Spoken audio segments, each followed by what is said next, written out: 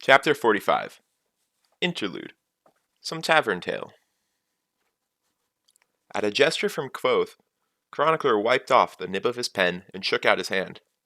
Bass gave a great seated stretch, his arms arcing over the back of his chair. I had almost forgotten how quickly it all happened, Quoth mused. Those were probably the first stories anyone ever told about me. They're still telling them at the university, Chronicler said.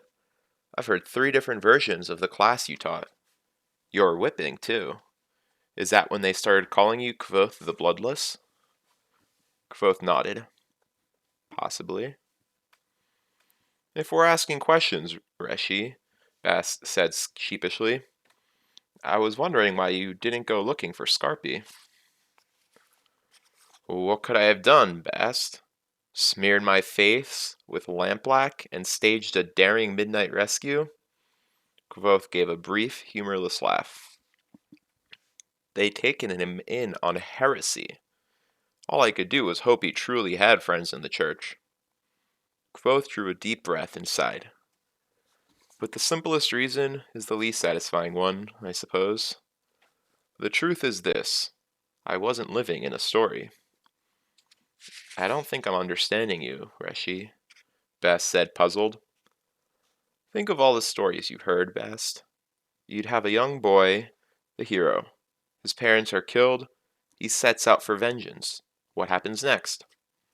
Bast hesitated, his expression puzzled. Chronicler answered the question instead. He finds help. A clever talking squirrel, an old drunken swordsman, a mad hermit in the woods, that sort of thing. Quoth nodded. Exactly.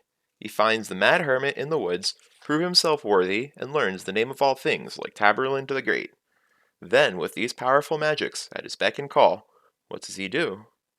Chronicler shrugged. He finds the villains and kills them. Of course, Quoth said grandly. Clean, quick, and easy as lying. We know how it ends, practically before it starts. That's why stories appeal to us. They give us the clarity and simplicity our real lives lack. Quoth leaned forward.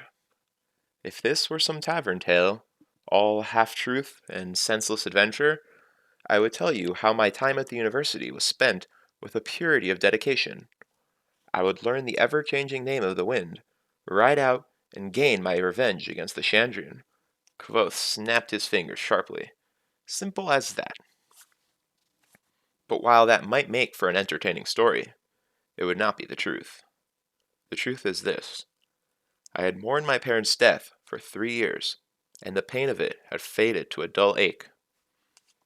Quoth made a conciliatory gesture with one hand, and smiled a tight smile. I won't lie to you. There were times late at night when I lay sleepless and desperately alone in my narrow bunk in the mews. Times when I was choked with a sorrow so endless and empty that I thought it would smother me. There were times when I would see a mother holding her child, or a father laughing with his son, and anger would flare up in me, hot and furious, with the memory of blood and the smell of burning hair. Quoth shrugged. But there was more to my life than revenge. I had very real obstacles to overcome close at hand. My poverty, my low birth. The enemies I made at the university were more dangerous to me than any of the Chandrian. I gestured for Chronicler to pick up his pen. But for all that, we still see that even the most fanciful of stories hold a shred of truth, because I did find something very near to the mad hermit in the woods. Quoth smiled.